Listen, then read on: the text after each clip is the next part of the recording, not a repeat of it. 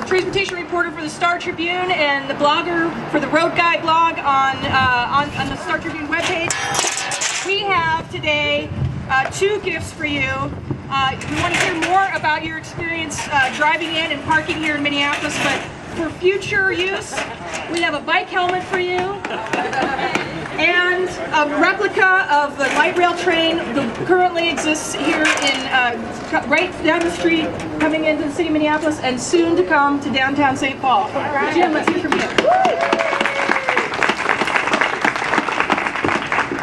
I'm so excited that I got to be the bad guy for once. I knew no one would clap when I showed up, but I'm still glad to be here. I'm very grateful for this opportunity. It was very, very fun.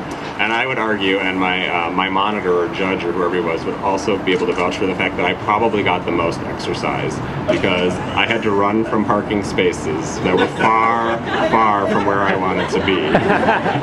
So I'm a little, it's far too early for me anyway, but I'm a little winded and a little thirsty, and I lost. So that there's a lesson there, I think.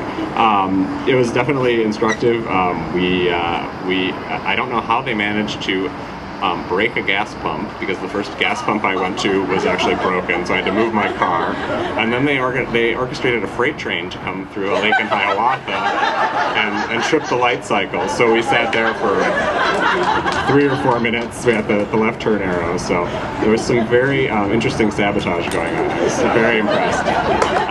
I'm just glad I thought for sure critical mass was going to show up at some point. So, but it was a great opportunity. It was very fun. I'll be writing about this for tomorrow's paper. So, and speaking of newspapers, if we do this next year, can we buy a Star Tribune? I don't think anyone did. So let's go local. Okay. Thank you very much.